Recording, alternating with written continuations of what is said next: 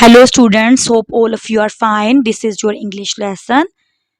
Students, today we are going to study unit number 10 from Oxford Reading Circle, book 8. The title of the unit is The Border and this is page number 90 from your book. Let's get started. He arrived at our house on a Sunday in November 189. I still say our house, although that house is no longer ours. We left the region 15 years ago and we will certainly never return. We lived in the apartments of the upper school of St. Agathe. My father, whom I used to call Monsieur Cyril, like the other students, directed a higher course where pupils were prepared for the teaching certificate and also taught the middle forms. My mother was responsible for teaching the younger children. It was a long red house at the edge of the cumin. Cumin means a group of people who live together and share responsibilities. With 5 glazed doors surrounded by Virginia creepers, it had an immense courtyard with a covered playground and laundry room, which opened onto the village through a large gate. On the north side, there was the road edged by low railings which led to the train station some 3 kilometers away. On the south side and round the back there were fields, gardens, and those nearby which abutted the suburbs. A butt or a butted of a building or an area of land be next to or have a common boundary with, and suburb a part of a city or town near its outer edge. Such is the simple description of this residence where the most disturbing and most dear days in my life passed. The residence from which our adventures left and returned to break like waves of the sea on an isolated rock. It must have been a chance decision made by an inspector or prefect that had caused us to end up there. Towards the end of the holidays a long time ago, a farmer's cart followed by our furniture and household goods set us down, my mother and myself, in front of the rusty low railings. Children who had been stealing peaches from the garden escaped silently through holes in the hedge. My mother, whom we used to call Millie, and who was easily the most meticulous housewife, meticulous, showing great attention to detail, very careful and precise, immediately went into the dusty rooms and at once despairingly showing the loss of all hope, as she did after each move, that our furniture would never fit in a house so poorly laid out. She came out to tell me of her distress. While speaking to me, she gently wiped my face, blackened by the journey, with her handkerchief. She then returned to count all the openings which would need to be closed up in order to make the lodging habitable.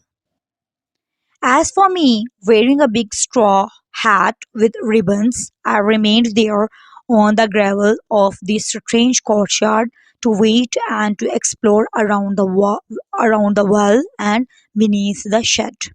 That's the way that I now imagine our arrival probably was. Because when I want to recall that distant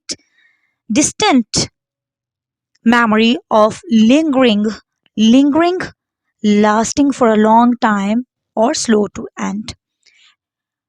Lingering in the courtyard of our home at St. Agathe on the first evening. There are now other times when I remember waiting, my two hands grasping the bars of the gate. I see myself anxiously looking down the street, waiting for someone to appear. And again, if I try to imagine the first night that I passed in my bedroom, in the middle of the attics of the top floor, attic or attics, a space or room inside or partly inside the roof of a building. There are other nights now that come to mind. I am no longer alone in this room. A wonderful presence excites me with reassuring shadow moving to and fro on the walls. To and fro, actively involving alternative movement in opposite directions.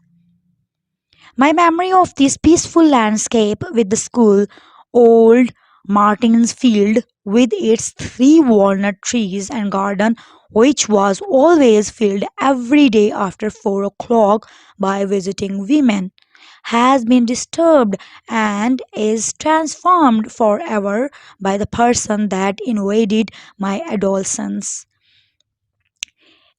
Invaded means occupy, and adolescence means the period of time when you are physically and emotionally transiting from childhood to adulthood, and this process is called adolescence, and whose final absence even then did not give me peace.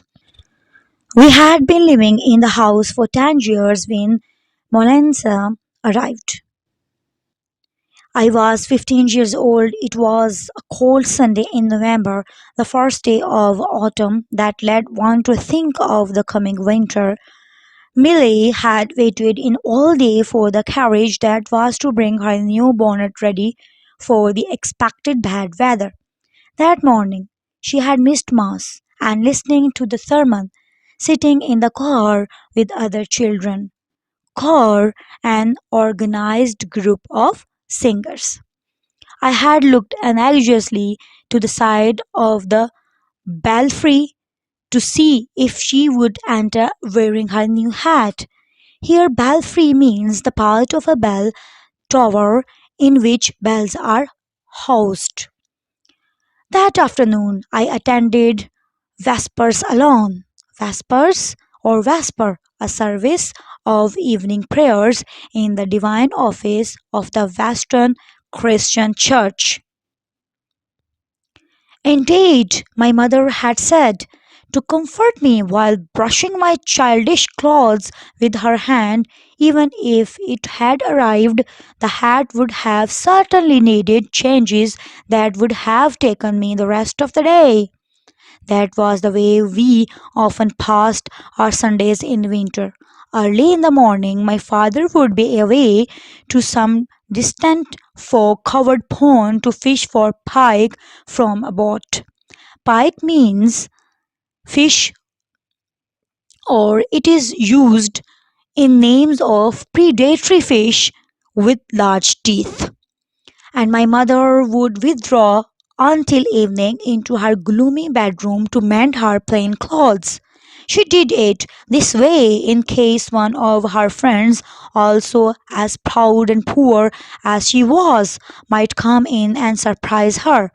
As for me, vespers finished, I would wait, reading in the cold dining room, for her to open the door to show me how the clothes looked.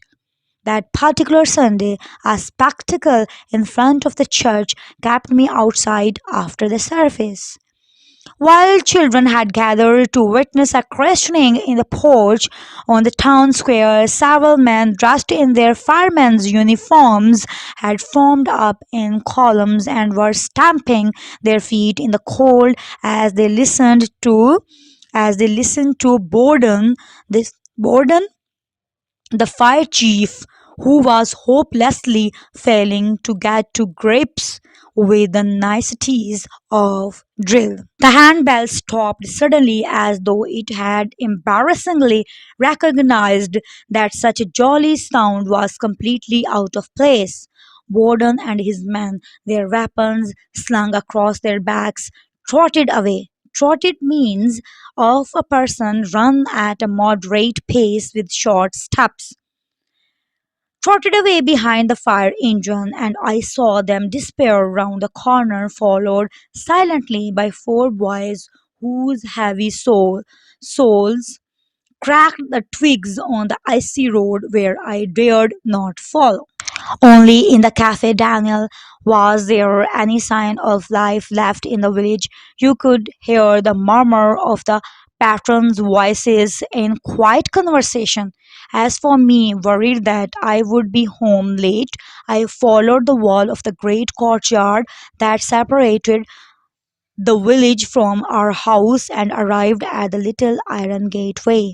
It was half open, and I could see immediately that something out of the ordinary was happening. At the door of the dining room, the nearest of the five glazed doors opening on to the courtyard, a grey haired woman was leaning forward and trying to peer through the curtains. She was slight and wearing an old fashioned black velvet bonnet. She had a fine, lean face, which was disturbed with worry. As soon as I saw her, some strange sense made me stop on the first step before the gate. Where is he? Oh my God, she was muttering. Muttering means I a privately expressed complaint or expression of dissatisfaction. He was here just now. He has been around the house. Perhaps he has gone. And between each sentence, she tapped 3 times on the pane. She lightly as to be almost inaudible. But no one came to answer the door to the unknown visitor, no doubt oblivious to the world, oblivious, not aware of or concerned about what is happening around. Milly had got her hat from the station and was now shut in the red room by the bed strewn with old ribbons and ironed feathers, swing, unswing, and remarking her poor hat. And sure enough, when I did come into the dining room, followed by the visitor, my mother appeared, brass wire held in her hands, and with the half finished hat with the ribbons and feathers on her hand. She smiled, her blue eyes tired from working until the end of the day, and started. Look, Francois, I have been waiting to show you. But suddenly embarrassed when she saw the old woman seated in the large armchair at the far end of the room, she stopped, quickly removed her hat, and, for all of what followed, held it pressed to her bosom like an upturned nest in the fold of her right arm. The woman, still wearing her bonnet and with her umbrella and leather handbag on her knees, began to explain the reason for her visit, nodding and saying those things that a lady paying a call would make. Once she had regained her composure, she started talking about her son, assuming an air of pride and mystery which intrigued us. Intrigued, having one's interest, desire, or strongly aroused. They had both come by carriage from La Ferté Dongelan, 14 kilometers from Saint Agathe, a widow and very rich, or at least that was what she suggested. She had lost the younger of her 2 sons, Antoine, who died one evening having bathed with his brother in a polluted pond on their way home from school. She had decided to put the elder Augustine to board with us and for him to join the senior school. Now, as she praised the new boarder that she had brought us, I no longer recognized her as the gray haired woman whom I had seen bent at the door moments earlier, then with the air of a bereft and haggard mother hen that had lost a wayward chick from her brood. Bereft looking something and haggard looking exhausted. Brood means a family of birds or other young animals produced at one hatching, or birth. Now she spoke of her son in admiring terms which greatly impressed us. He liked to please her and sometimes would follow along the banks of the river, wading for miles to bring her eggs of water hens and wild ducks that he found hidden in the rushes. He would also set traps. The other night he had come across a pheasant in the woods caught in a snare. Pheasant are large, long game birds. We can say a large, long-headed game birds. But my mother had stopped listening. She made a sign to the lady to be quiet and laying her nest gently on the table, she rose silently as though to surprise someone. Above us, from the first floor, the sound of footsteps came and went into the huge dismal attic. Dismal here means causing a mood of gloom or depression, and attic means a space or room inside the roof of a building where lime leaves were put to dry and apples left to mature, initially shaking the ceiling above us. They finally reached the abandoned assistant teachers' rooms, which were piled with old fireworks left over from the last 14th of July. I heard the noise in the rooms downstairs a little while ago, Millie whispered, but I thought it was you, Francois. Come here, come home. No one replied. We were now all three on our feet with beating hearts. The attic door at the top of the kitchen stairs had opened. Someone came down, walked through the kitchen, appeared in the doorway of the dining room, and stood there in the dusk. Is that you, Augustine? It was a tall youth, about 17. It was too dark to make out much more than his peasant's hat of felt pushed back on his head and a black smock tightly belted in like a schoolboy's. But I could see that he was smiling. He caught my eye, and before anyone could ask for an explanation, he said, coming out to the yard. For a moment I wavered. Then, as Milly said nothing, I picked up my cap and went over to him. We went out through the kitchen and walked across the yard towards the sheltered part already deep in shadow. In the fading light, I glanced up at his angular face with its straight nose and faintly shadowed upper lip. See what I found in your attic, he said. Didn't it ever occur to you to have a look in there? He held out a little wheel of blackened wood wound about with frayed fuses. Frayed, a blown fuse. The sun or perhaps the moon of last July display. There was two that hadn't gone off. We will set them off just the same, he he added placidly, as if this would do till something better turned up. When he threw down his hat, I saw that he was close cropped like a peasant. He was showing me the two fuses with paper wicks which the flame had bitten into, seared, and then abandoned. He stuck the nave of the wheels in the gravel, produced a box of matches. This, to my astonishment, for we were not allowed matches, and stooping carefully, held the flame to the wicks. Then, taking my hand, he pulled me quickly back. Coming out of the doors with Madame Million's terms of pension having been discussed and agreed upon, my mother saw two great bouquets of red and white stars soar up from the ground with a hiss.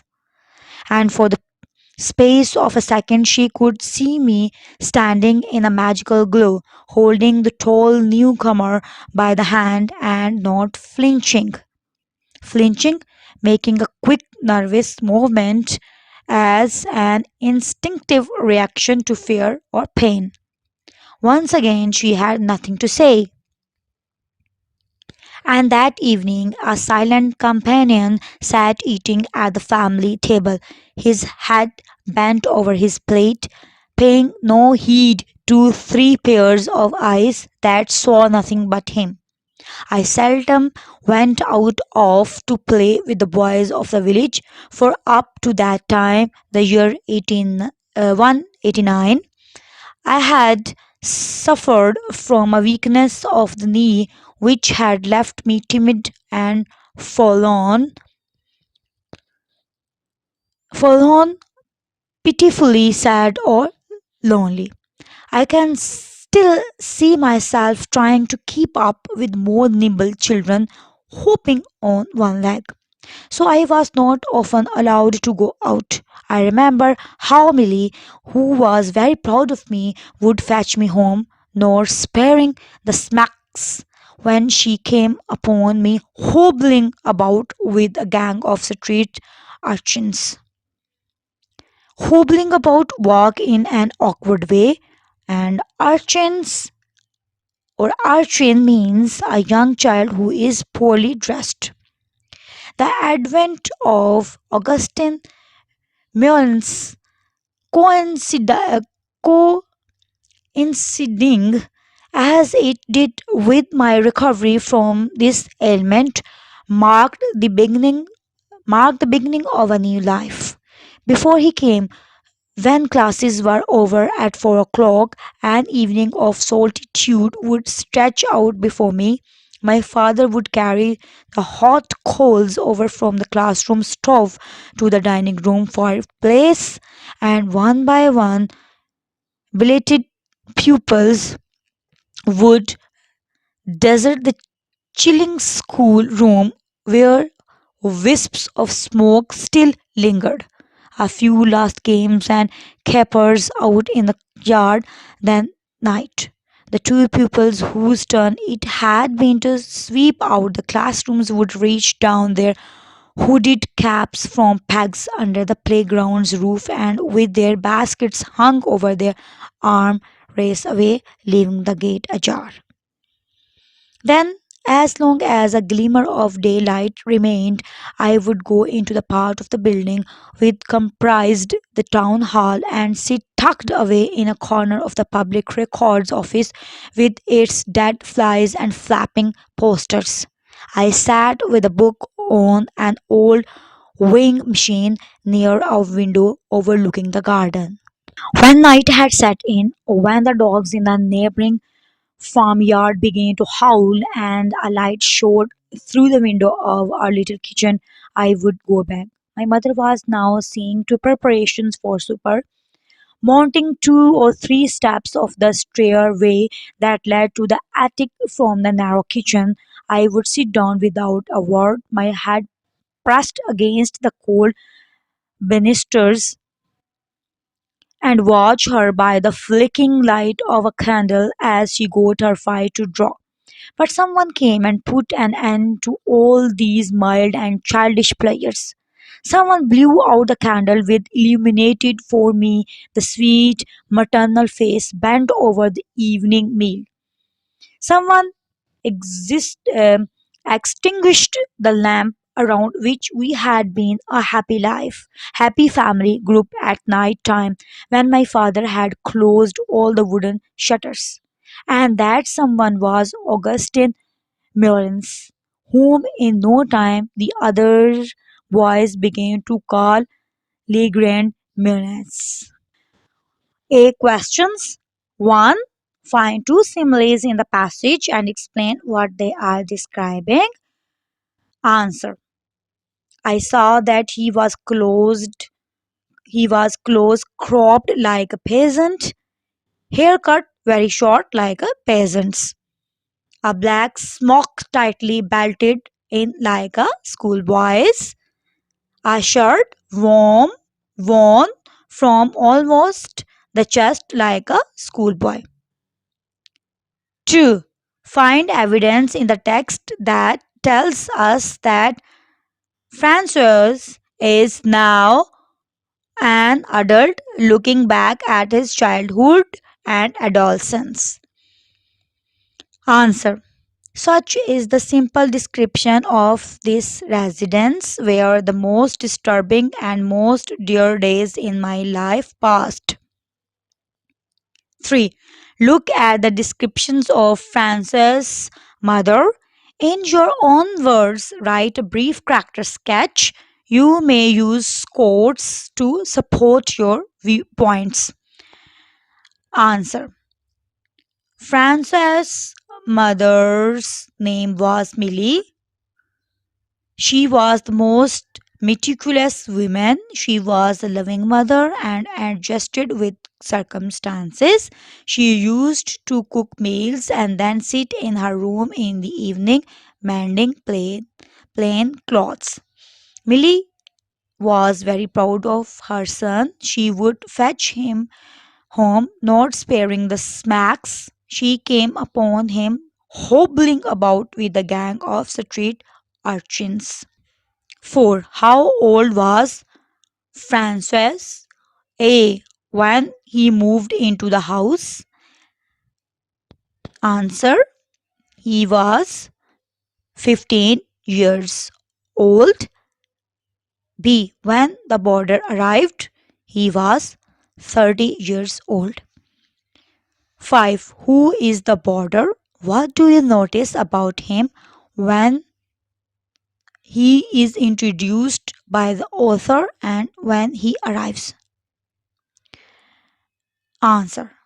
The boarder was Augustin Mullins. He was a tall youth, about 17. It was too dark to make out much more than his peasant's hat of felt pushed back on his head and a black smock tightly belted in like a schoolboy's. 6. Find evidence in the passage to show that Francis might have been a bit bored before the arrival of the boarder. Answer. Before he came, when classes were over at 4 o'clock, an evening of solitude would stretch out before Francis. 7. What comparison is used to describe the boarder's mother? Answer. The boarder's mother is described as a mother hen fretting about a lost chick. 8. What evidence in the passage creates an air of foreboding about the boarder's arrival? Answer. A bereft and haggard mother hen that had lost a wayward chick from her brood. 9. In what ways does the border change Francis' life? What other change in Francis makes him able to join in with the border? Answer. The advent of Augustine Millens, coinciding as it did with his recovery from his ailment, marked the beginning of a new life. 10. Look at the final paragraph and explain what impressions the writer's description, including the metaphor, creates. Answer. The writer creates an impression that the border took away his pleasures of childhood and made him into a mature adult, being protective about him all the while. 11. Have you ever met someone who changed your life in a significant way? Write about the experience. Answer. Yes, I have met my best friend who has been loving and caring towards me. She has always advised me to work hard honestly and pay serious attention towards the goal of life. Due to her advised and careful attitude, I am successful in life. B. Reference to context. Read these lines from the story, then answer the questions. 1. How she spoke of her son in admiring terms, which greatly impressed us. A. Who is being described here and who is she talking about? Answer. The border is being described. She is talking about her son Augustine. B. What was it that greatly impressed them? Answer. That she talked admiringly of her son. C. Where should her son be and where is he? Answer. He should have been in the house. He had gone in the yard. D. How is her son different from Francois? Answer. Francois is timid and meek, whereas he is bold and daring. 2. That was the way we often passed our Sundays in winter. A. What do Francois, his mother, and his father do on Sundays in winter? Answer. On Sundays early in the morning, the father would be away to some distant fog covered pond to fish for pike from a boat, and mother would withdraw until evening into her gloomy bedroom to mend her plain clothes. She did it this way in case one of her friends visited. B. Where else in the text do we get the impression that Francois is not as close to his mother as he is to his father? Answer. He would wait, reading in the cold dining room, for her to open the door to show me how the clothes looked.